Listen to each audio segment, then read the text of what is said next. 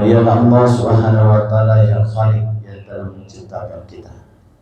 Semua makhluk, 18.000 makhluk itu adalah ciptaan Allah Ta'ala.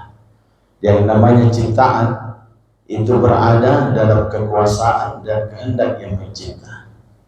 Jadi semua apa yang ada dalam kehidupan kita ini terjadi itu atas kehendak Allah Subhanahu wa taala.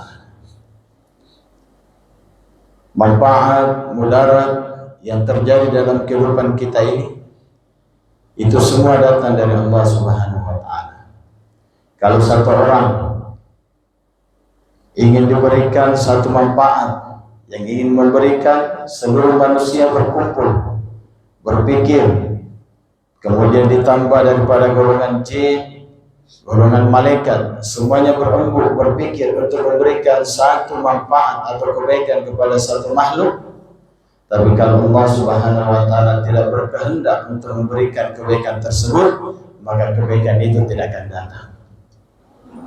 Begitupun sebaliknya, seluruh manusia bersatu dengan jin dan malaikat untuk memberikan satu mudarat, bahaya kepada satu makhluk.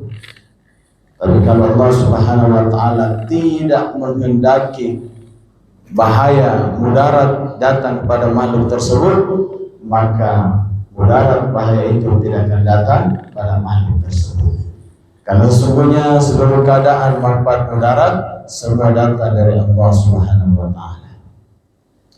Maka saudara dimuliakan Allah Subhanahu wa taala, kemudian senantiasa kita berselawat kepada baginda Nabi sallallahu alaihi wasallam.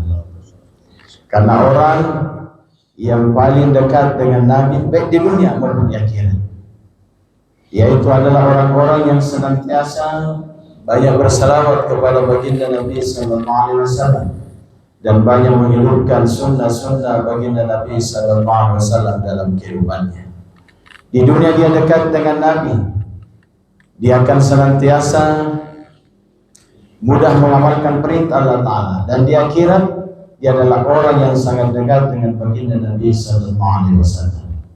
Satu orang sahabat telah datang kepada baginda Nabi sallallahu alaihi wasallam, "Ya Rasulullah, kapan datangnya hari kiamat?"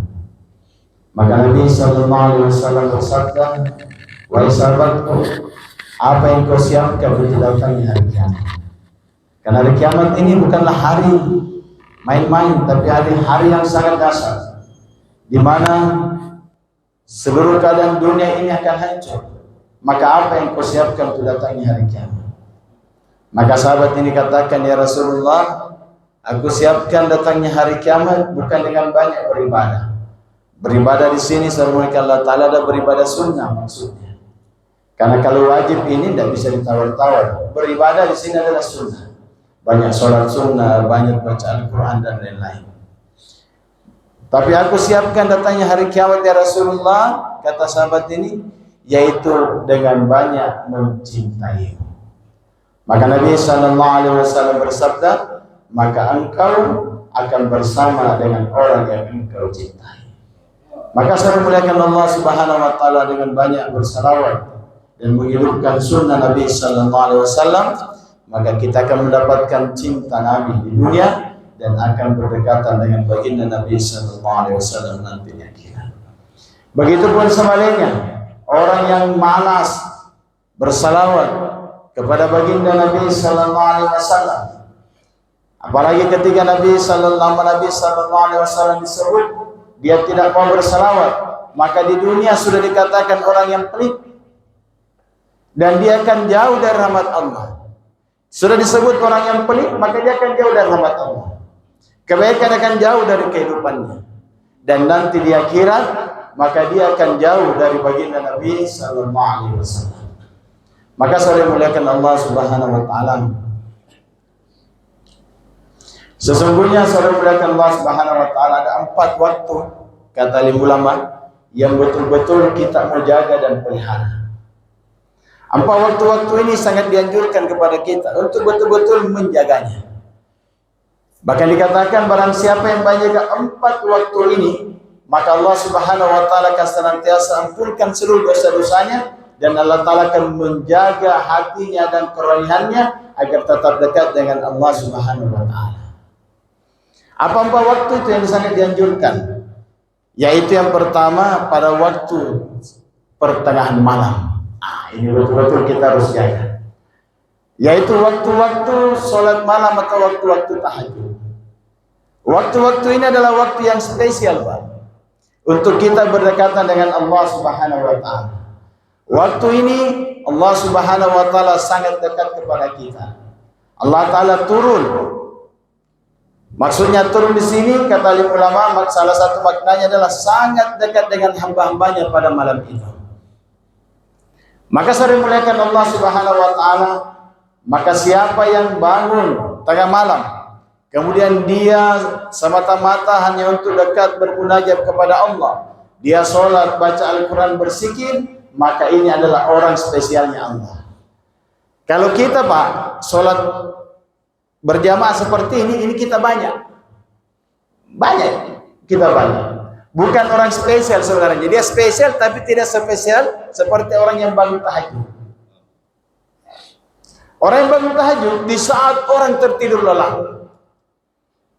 nikmat dengan tidurnya, maka ada orang-orang yang spesial yang bangun jauh dari tempat tidurnya.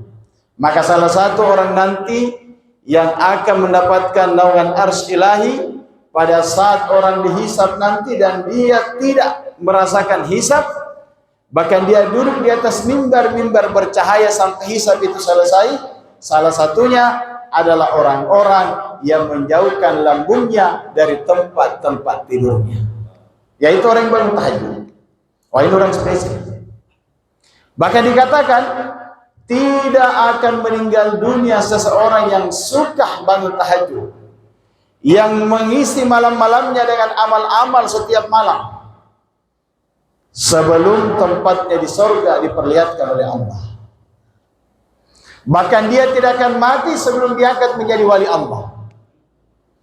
Dan inilah salah satu kebiasaan wali-wali Allah Subhanahu wa Ta'ala, mereka tidak pernah meninggalkan amalan di malam-malam, saudara-saudara. Maka saya muliakan Allah Subhanahu wa Ta'ala, bagaimana amal ini kita jaga.